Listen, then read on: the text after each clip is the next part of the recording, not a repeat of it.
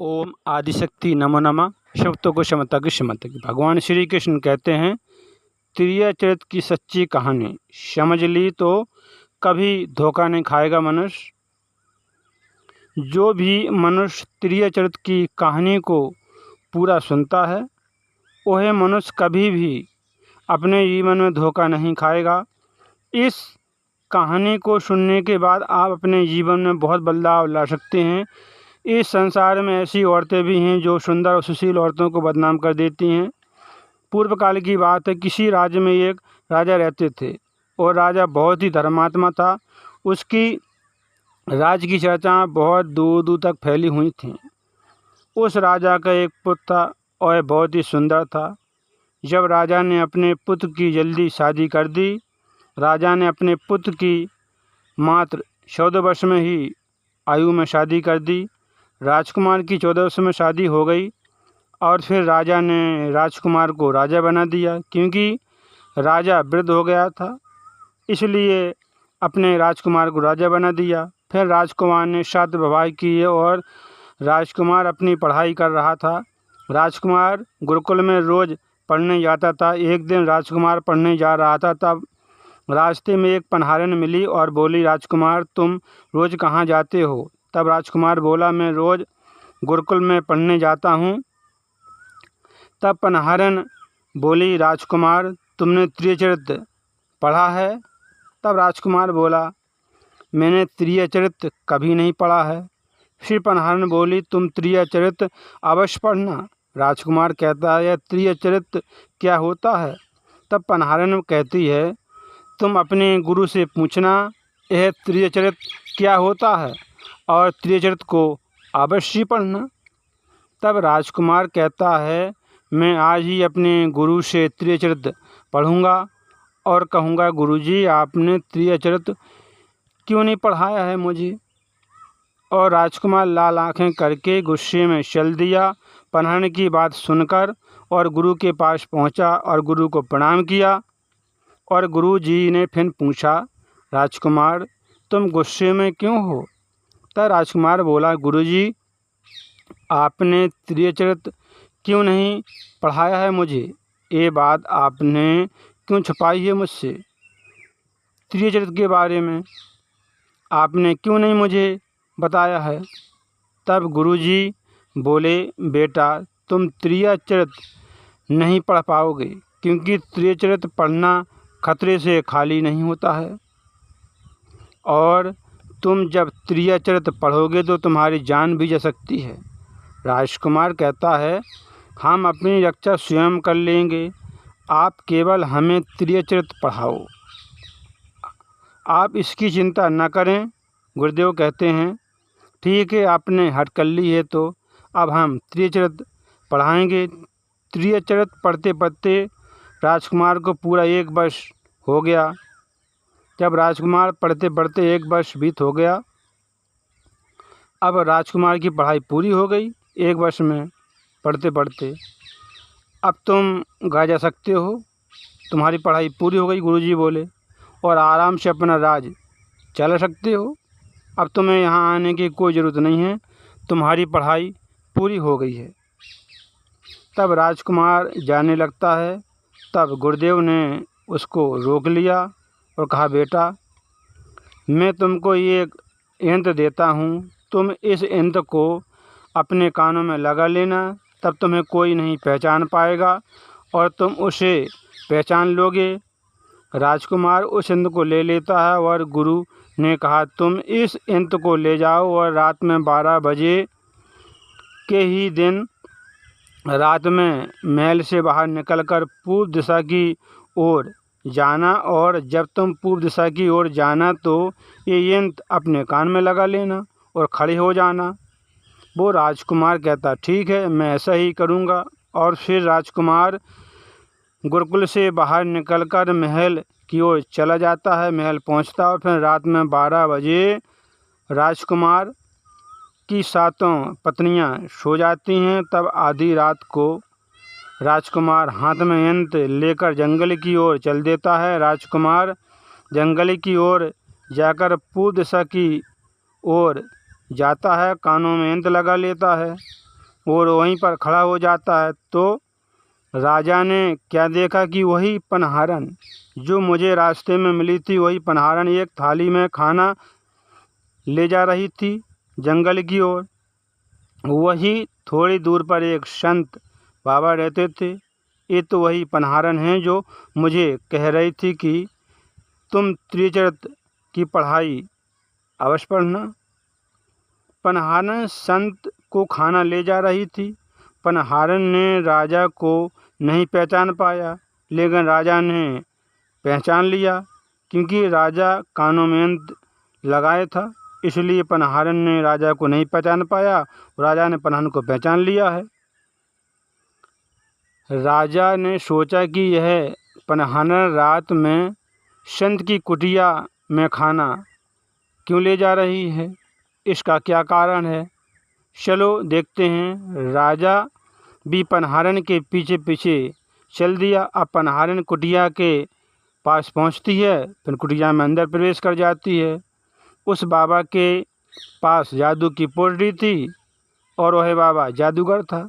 राजा पीछे पीछे गया और देख रहा था कि बाबा पनहारन के साथ क्या करेगा। बाबा ने पनहारन से कहा, अरे पनहारन, इतनी देर कैसे हो गई है आने में। तब हाथ जोड़कर पनहारन बोली, संत साधु जी, मेरा विवाह हो चुका है और मेरे पति मुझे लेने के लिए आए हैं और मैं कल चली जाऊंगी। तब साधु ने सुना कि इसका विवाह हो गया और इसका पति लेने आया है। तब बाबा बोला, पनहारन, इसका क्या मतलब है? तुम अपने पति के साथ जाना चाहती हो तो हमारे पास क्यों आई हो? पनहारन कहती है, मैं आपके बिना नहीं जी सकती हूँ। तब साधु बाबा कहता है, तुमको ये काम करना पड़ेगा। साधु एक बड़ा सा चाकू निकालता है और पनहारन को दे देता है और कहता है, हे पनहारन, जाओ तुम अपने पति को मार दो। तुम अपने पति का सिर काट दो। जो हमारे और तुम्हारे बीच में दरार बन रहा है, तब मैं तुमको रख लूँगा और मैं तुमसे विवाह करूँगा, तुमको अपनी पत्नी बनाऊँगा। बिना सोचे समझे पनहारन साधु से चाकू ले लेती है और घर जाती है और अपने पति, जो उसका पति सोया हुआ था, उस पति का सिर काट देती है और सिर कटा हुआ साधु के पास लेकर आती है। और साधु बहुत गुस्सा हो जाता है और साधु पनहारन को कहता है, अरे दुष्ट, मैं तुमको अभी लात मार के यहाँ से भगाता हूँ। साधु बोला, तुमने जिसके साथ 7 फेरे लिए हैं, तुम अपने पति की न हो सकी तो तुम मेरी कैसे होगी? यहाँ से भाग जाओ, नहीं तो मैं तुमको जीवित नहीं छोड़ूंगा। तब पनहारन अपने पति का सिर लेकर घर जाती है और वहीं पर सिर जोड़ देती है और बैठ जाती है पति के पास। और जब सुबह होता है, जैसे ही सवेरा होता है, तो पनहारन रोने लगती है, चिल्लाने लगती है, कहती है, देखो देखो, मेरे पति का किसी ने सिर काट दिया है, मेरे पति की हत्या कर दी है। लेकिन रात में पनहारन का सारा किस्सा कारनामा राजा देख रहा था। सारे गांव वाले पनहारन के घर चले जाते हैं और उसके पति की लाश को लेकर गांव वाले बाहर निकल जाते हैं और उसका दाह संस्कार करने के लिए जाते हैं। और वो पनहारन भी पीछे पीछे रोती हुई जाती है और उधर राजा भी जाते हैं पनहारन के पीछे पीछे। पनहारन रोती हुई, चिल्लाती हुई, कहती हुई चली जा रही थी। कह रही थी, मैं इन्हीं के साथ सती हो जाऊंगी। अब मेरे पति ही नहीं रहे तो ऐसे जीवन जीने से क्या फ़ायदा है। अब पति के साथ मैं सती हो जाऊंगी। राजा को यह बात सुनकर हंसी आ गई और राजा कहता है, त्रिय चरित्र जाने न कोई और खसम मार के सती होए। राजा की यह बात और कोई नहीं समझ पाया, लेकिन पनहारन समझ गई कि राजा यह बात हमारे ऊपर कह रहे हैं। चलिए कोई बात नहीं है, मैं तो सती हो जाऊंगी, लेकिन पनहारन जाते जाते एक बात कहती है, मैं तुमको एक बात बता रही हूँ राजा साहब। पनहारन कहती है, हे राजा साहब मेरी एक बात सुनो। तब राजा कहता, क्या बात बताओगी? पनहारन कहती है, राजा साहब आप जब भी चटाई पर बैठें तो चटाई को साफ कर लें, तभी उस चटाई पर बैठें। तब राजा कहता है, तुम क्या कह रही हो? मैं तो राजा हूँ, मुझे चटाई पर बैठने की क्या आवश्यकता है? तब पनहारन कहती है, जब भी तुमको कोई नौबत आए तो चटाई को साफ करके ही बैठना। तब राजा कहता है, ठीक है, तुम कहती हो तो मैं ऐसा ही करूँगा। और पनहारन अपने पति के साथ सती हो जाती है और राजा उनका अंतिम संस्कार करवाकर घर वापस आते हैं। तब दूसरे दिन राजा साहब क्या देखते हैं, आधी रात को फिर राजा साहब पूर्व दिशा की ओर जाते हैं और खड़े हो जाते हैं और कानों में यंत्र लगा लेते हैं। उसी समय आधी रात राजा 12 बजे और पहली रात जहाँ खड़े थे वहीं दूसरी रात को खड़े हो जाते हैं। राजा साहब क्या देखते हैं कि राजा की सातों रानियां थाली लेकर साधु की कुटिया की ओर जाती हैं। तब जैसे ही राजा ने देखा कि सातों रानी को साधु की ओर जाते हुए, तो राजा के पैरों के तले से ज़मीन खिसक गई और अपने मन में सोचने लगा, यह क्या चक्कर है। तभी रानी कहती है, ए लड़के, इतनी रात में यहाँ क्या कर रहा है, क्यों खड़ा है? राजा कानों में यंत्र लगाए हुए था, इसलिए राजा को कोई पहचान नहीं पाया। तब रानी कहने लगी, हे लड़के, ये थाली लेके चल साधु के पास। तब राजा ने थाली ली और चला साधु के पास, क्योंकि राजा कानों में यंत्र लगाया था इसलिए उसको कोई पहचान नहीं पाया, लेकिन राजा ने पहचान लिया। तब राजा सोचता है मन में कि हमारे प्यार में क्या कमी है जो सातों रानियां इस साधु के पास रात में आती हैं। तब राजा रानियों की थाली लेकर साधु के पास पहुंचते हैं। तब साधु बोला, यह लड़का कौन है?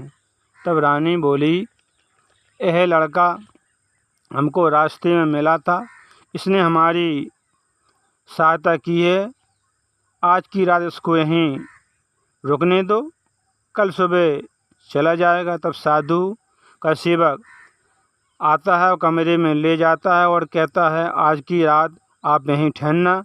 तब राजा सोचता है कि आज तो चटाई पर लेटने की नौबत आ ही गई।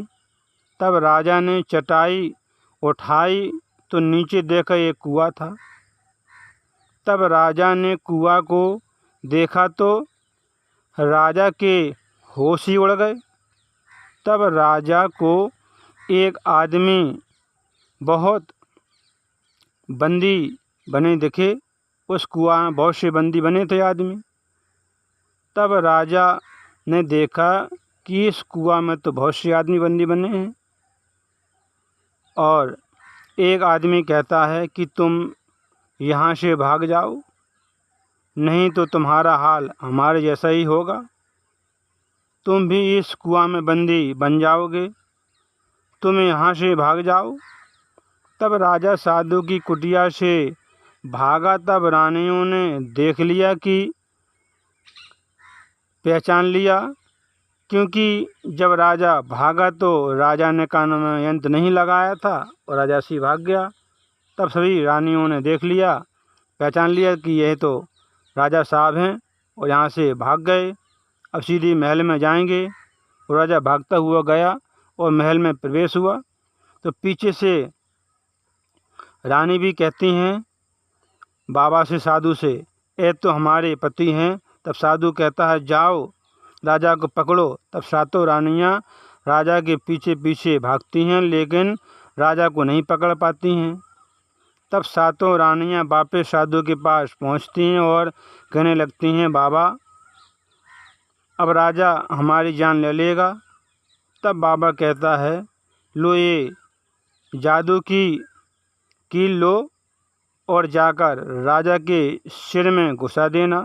तब सातों रानियां महल वापस आती हैं और राजा से क्षमा मांगने लगती हैं और कहती हैं, बाबा ने हम पर जादू कर दिया था, इसलिए हम बाबा के पास गई थी।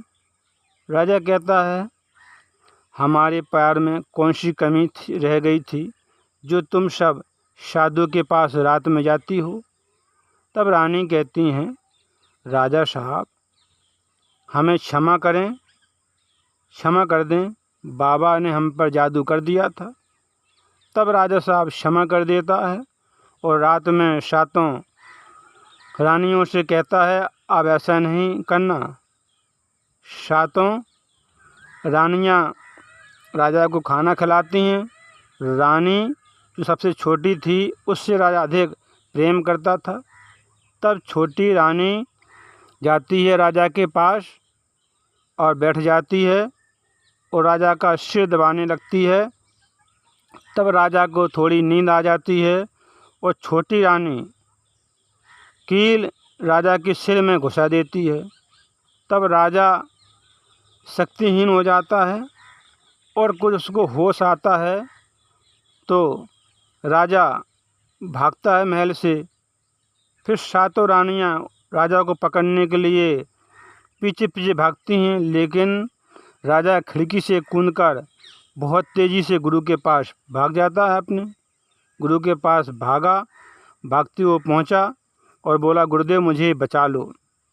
तब गुरुदेव बोले, तुमको मैंने कहा था कि त्रिचरित मत पढ़ो, इसमें जान जा सकती है, तुम नहीं माने, देख लो इसका नतीजा, इसका परिणाम। राजा बोला, गुरुदेव मेरी जान बचा लो, नहीं तो मैं मारा जाऊंगा। तब गुरुदेव बोले, ये तो साधु की जादू वाली कील है, मैं इसे नहीं बचा सकता हूँ। हाँ एक उपाय है।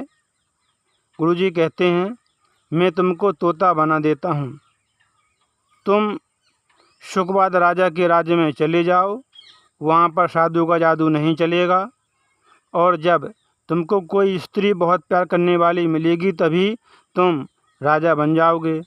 तब राजा शुकवाद राजा के राज्य में चला जाता है। तब सातों रानियां साधु के पास पहुंचती हैं और कहती हैं, साधु बाबा राजा महल से भाग गया है, तुम अपनी जादू की पोटली में देखो कि राजा कहाँ है।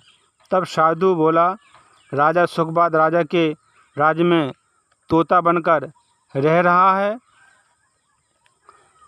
तुम जाओ अपने महल में और घोषणा कर दो कि जो कोई तोता पकड़ेगा उसको हम 5 सोने के सिक्के देंगे, 5 सोने सिक्के मिलेंगे। तब बहेलिया तोता पकड़ कर लाते हैं और रानियां तोतों को मार देती हैं। तब बहेलिया ने उसी तोता को पकड़ लिया जो राजा तोता बना था। तब बहेलिया तोता को ले जाने लगा। तब तोता बोला, तुम मुझे 5 सोने के सिक्कों में रानी को बेच दोगे, अगर मैं तुमको 500 सिक्के सोने के दिलाऊं तो तुम मुझे नहीं बेचोगे। तब तोता बोला, तुम मुझे शुकवाद राजा के राज्य में एक मेला लगता उसी में ले चलो, तुम मुझे वहाँ बेचो। तब बहेलिया तोता की बात मान लेता है और शुकवाद राजा के राज्य में गया तो तोता अपना मूल इतना बता देता है कि कोई उसे खरीद नहीं पाता है। तब राजा का नियम था कि मेरे राज्य में जो सामान नहीं बिकता है उसे राजा स्वयं खरीद लेता था। तोता बोलता है, मनुष्य की दुख की बातें वो पहले से बता देता, जान लेता है। तब तोता मनुष्य की भविष्यवाणी कर देता है, अपना मूल स्वयं बताता है। तब तोता ने अपना मूल 500 सोने के सिक्के बताया और राजा तोते के पास आया खरीदने के लिए। तब रानी को पता चला कि तोता मनुष्य की सारी भविष्यवाणी बता देता है, सारी बातें बता देता है। रानी को उस तोते से बहुत लगाव हो गया और रानी की एक पुत्री थी राजकुमारी। तब रानी ने तोता से अधिक प्रेम करने लगी और रानी ने उस तोते को नहलाया, खिलाया, स्नान कराया और राजकुमारी को दे दिया, तुम इसको स्नान कराओ, इसको खाना खिलाओ। और राजकुमारी ले गई और उसको स्नान कराने लगी। उसके सिर में एक कील गपी हुई थी, उस कील को निकाल दिया तो वह तोता बन जाता है और तब तोता राजकुमार बन जाता है और सारी बात बता देता है, सारी दास्तान बता देता है। उसकी कहानी थी, तुम राजकुमारी यह कहानी किसी को नहीं बताना, नहीं तो मेरी मृत्यु हो जाएगी। तब राजकुमारी कहती है, मैं यह कहानी किसी को नहीं बताऊंगी, तुम्हारी बात किसी को नहीं बताऊंगी। और राजकुमारी को हर रात में सारी बातें बताता है और फिर उसके सिर में कील गपा देती है तो फिर वो तोता बन जाता है। दूसरी रात होता है तो कील निकालती है। ऐसी कई रात व्यतीत हो गई। राजकुमारी को उस तोते से प्रेम हो गया।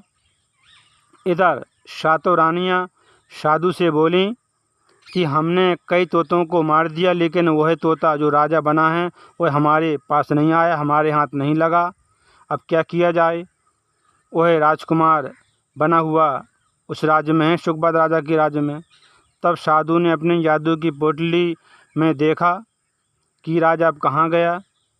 तो साधु बताता है कि चलो राजा शुकबाद के राज्य में चलें, उसके महल में चलें।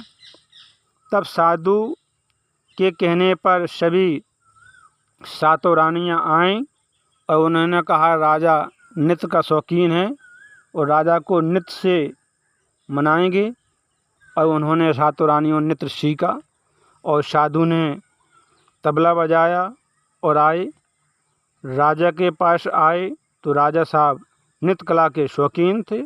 तब राजा के घर में दरबार लगा और नृत्य हुआ, नाच गाना हुआ। राजा बहुत प्रसन्न हो जाता है। तब राजा कहता है, तुमको क्या चाहिए साधु बाबा? तब राजा ने कहा जैसे कि साधु बाबा तुमको क्या चाहिए? तब साधु बोला, कहता है कि राजा साहब मुझे यह तोता दे दो।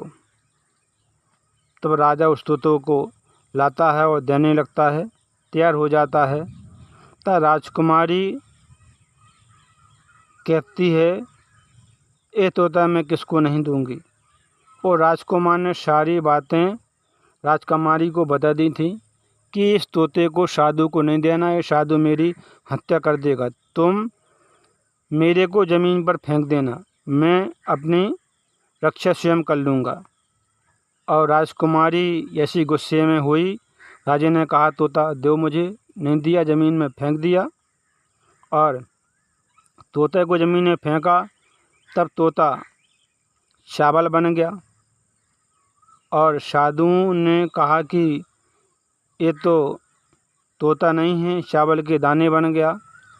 इसके बाद क्या हुआ कि जैसे ही राजकुमार तोता बना, फिर चावल के दाना बन गया, फिर वही तोता बन गया और फिर पिंजरे में आ गया और ज़मीन में जैसे ही पटक दिया तब तोता फिर चावल बन गया और फिर दाना बन गया चावल का।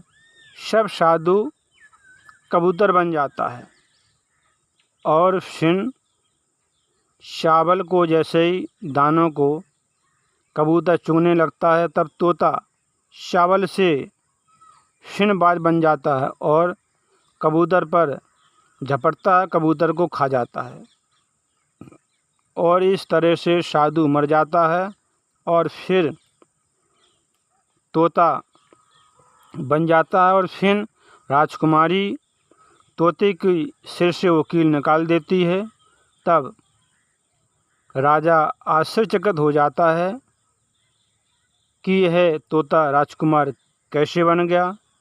और राजकुमार कहता है मैं भी एक राजा हूँ और मैं तुम्हारी पुत्री राजकुमारी से प्रेम करता हूँ और राजकुमारी भी मुझसे प्रेम करती है। तब राजा पूछता है पुत्री तुम भी राजा से प्रेम करती हो? तो राजकुमारी कहती हाँ मैं भी राजा से प्रेम करती हूँ। तब राजा सुखबाद दोनों का विवाह करा देता है और राजकुमारी सारी बातें अपने राजा से बता देती है और दोनों का विवाह हो जाता। दोनों महल में आते हैं और सातों रानियों को कारागार में जेल में डाल देते हैं और दोनों सुखी से रहने लगते हैं। जब कोई स्त्री कोई परिस्थिति में चतुराई या चालाकी करती है या दूसरों को बेवकूफ़ मानती है या ढोंग पाखंड करती है, इसे ही त्रिचरित्र कहते हैं। राजा को अपनी जान बचाने के लिए क्या क्या नहीं करना पड़ा था, क्योंकि राजा को स्त्री के त्रिचरित्र के बारे में पूरी जानकारी हो गई थी कि किसी स्त्री को जब अपना स्वार्थ दिखने लगता है तो वह अपने लोगों को बेवकूफ़ बनाकर अपना स्वार्थ पूरा करती है और उसके साथ में रहने वाले लोगों को कोई भनक भी नहीं पड़ती है कि यह स्त्री त्रिचरित्र करती है। जो आपके दिल के करीब है उसके बारे में पूरी जानकारी रखें कि उसके अंदर कोई स्वार्थ तो नहीं है, और अगर उसके अंदर कोई स्वार्थ छुपा हुआ है तो आप उनसे दूर रहिए, क्योंकि आपकी ज़िंदगी में